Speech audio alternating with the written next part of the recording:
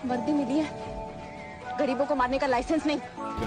अगर आप गूगल पर सर्च करोगे तो लगभग एक एक करके ज़्यादातर डिपार्टमेंट्स के नाम करप्शन देखने को मिलेंगे, लेकिन पुलिस विभाग को लेकर लोगों में एक अलग ही नाराजगी रहती है। 26/11 में जब ताज होटल पर हमला हुआ, उसमें एटीएस प्रमुख हेमंत करकरे, एसीपी अशोक कामते और एनकाउंटर स्पेशलिस्ट विजय सलास्कर समेत कुल 14 पुलिसकर्मी आतंकियों से लोहा लेते हुए शहीद हो गए थे। और भी कई केस हुए हैं जिसमें बहुत से पुलिसकर्मी आतंकियों से शेरों की तरह लड़ते हुए शहीद हो गए हैं। वो चाहे बिकरू केस हो या फिर उमेश पाल हत्याकांड, ये आगे वीडियो में डिस्कस करेंगे। लोग पुलिस को देखकर सेफ फील करने के बजाय घबराते हैं। अगर चौराहे पर 4 पुलिसकर्मी खड़े हैं तो लोग चौराहे से जाने के बजाय अगर कोई साइड में गली है तो उससे निकलना ज्यादा पसंद करते हैं। पुलिस विभाग एक ऐसा विभाग है जिसमें सैलरी कम है और काम बहुत ज्यादा। इसमें ड्यूटी की कोई टाइमिंग फिक्स नहीं है। औसतन पुलिसकर्मी 12 से 16 घंटे की ड्यूटी कर रहे हैं। कभी कभी ऐसा भी हो जाता है कि 24 घंटे की भी ड्यूटी करनी पड़ जाती है। ना खाने का निश्चित समय है और ना ही सोने का। पुलिस अधिनियम 1861 के सेक्शन 22 में कहा गया है कि पुलिसकर्मी 24 घंटे ड्यूटी पर माने जाएंगे। बेशक वो 10 से 12 घंटे की ड्यूटी करके गए हों, लेकिन अगर जरूरत पड़ती है तो उनको दोबारा फिर ड्यूटी पर बुलाया जाएगा। पुलिसकर्मियों के लिए होली दीपावली घर पर मनाना एक सपना सा बन जाता है।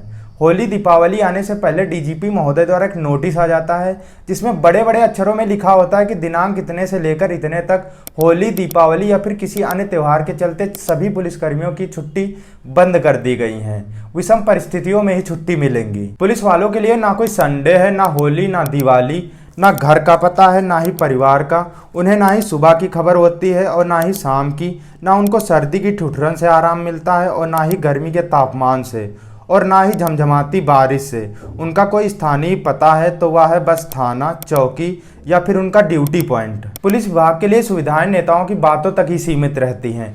अगर किसी पार्टी का नेता एक दिन के लिए भी विधायक या फिर सांसद बन जाता है तो उसको आजीवन पेंशन की सुविधा दी जाती है। वही कुछ राज्यों में गवर्नमेंट एम्प्लॉयज के लिए पेंशन की सुविधा दोबारा लागू कर दी गई है, लेकिन बहुत से राज्य अभी भी हैं जहां पेंशन की कोई सुविधा नहीं है। लोगों के लिए कहना बहुत आसान है कि पुलिस विभाग बहुत करप्ट विभाग है, लेकिन अगर आप गूगल पर सर्च करोगे तो एक एक करके लगभग ज्यादातर डिपार्टमेंट्स के नाम करप्शन देखने को मिलेंगे, लेकिन पुलिस विभाग को लेकर पता नहीं लोगों में एक अलग ही नाराजगी रहती है। जुलाई 2020 में हुआ बिकरू कांड, जिसमें एक सीओ साहब, एक थाना प्रभारी साहब, 2 सब इंस्पेक्टर, 4 कांस्टेबल को मिलाकर टोटल 8 पुलिसकर्मी शहीद हो गए थे। आज से कुछ महीने पहले हुआ उमेश पाल हत्याकांड, जिसमें 2 पुलिसकर्मी शहीद हो गए थे।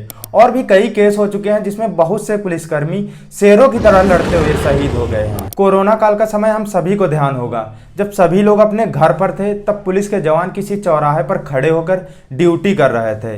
ड्यूटी के दौरान कोरोना से संक्रमित भी हो रहे थे, अपनी जान भी गंवा रहे थे, लेकिन एक ड्यूटी का वर्दी का फर्ज था जो उन्हें पीछे हटने नहीं दे रहा था। और भी कई विभाग हैं जिन्होंने कोविड काल में अहम भूमिका निभाई है, लेकिन ये वीडियो पुलिस विभाग पर है, इसीलिए हम कोशिश करेंगे कि ज्यादातर बातें पुलिस विभाग पर ही डिस्कस करें। फोर्स विभाग एक ऐसा विभाग है जिसमें जवानों को फिजिकली और मेंटली दोनों तरह से मजबूत माना जाता है। इसीलिए जब पुलिस फोर्स या फिर किसी अन्य फोर्स के जब फार्म आते हैं तो नोटिफिकेशन में एक साफ साफ क्राइटेरिया दिया जाता है, जिसमें दिया जाता है कि पहले पेपर होगा, जो पेपर को पास करेगा उसको फिजिकल देना होगा, और जो फिजिकल भी पास करेगा उसको मेडिकल देना होगा।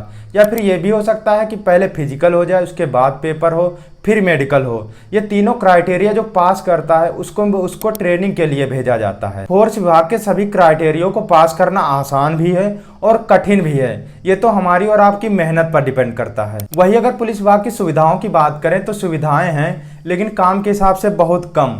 ऊपर से अधिकारियों का प्रेशर, नेताओं का प्रेशर और लाइन ऑर्डर को भी मेंटेन करके रखना होता है। आपने शायद देखा होगा जब नई पार्टी सत्ता में आती है तो सबसे पहले अधिकारियों के ट्रांसफर होना स्टार्ट हो जाते हैं, क्योंकि पॉलिटिशियंस उन्हीं अधिकारियों को अपने एरिया में चाहते हैं जिनसे उनके काम में बाधा ना आए। अक्सर ये सब आपने और हमने देखा होगा कि पिक्चरों वगैरह में भी दिखाया जाता है। गवर्नमेंट जॉब के लिए किसी व्यक्ति का कैरेक्टर साफ सुथरा होना चाहिए, उस पर कोई केस नहीं होना चाहिए, इसके साथ उसका पढ़ा लिखा भी होना जरूरी है, तभी उसको गवर्नमेंट जॉब मिलेगी। लेकिन किसी राजनीतिक पार्टी का नेता बनने के लिए इसका ठीक उल्टा है। बेशक वो पढ़ा लिखा हो या ना हो, उस पर कोई अपराध दर्ज हो, वो क्रिमिनल हो, तब भी चुनाव लड़ सकता है और उसके जीतने के चांसेस भी अधिक रहते हैं। ADR association for democratic reforms की एक शोध के अनुसार 2014 के लोकसभा चुनाव में आपराधिक मामलों वाले उम्मीदवार के जीतने के चांसेस 13% थे, जबकि एक साफ सुथरे कैंडिडेट के जीतने के चांसेस 5% थे। मतलब चुनाव में एक साफ सुथरे कैरेक्टर वाले कैंडिडेट की अपेक्षा एक क्रिमिनल कैंडिडेट के जीतने के चांसेस 8% अधिक हैं। पुलिस विभाग के लिए आपकी क्या राय है, कमेंट सेक्शन में बताइएगा। धन्यवाद।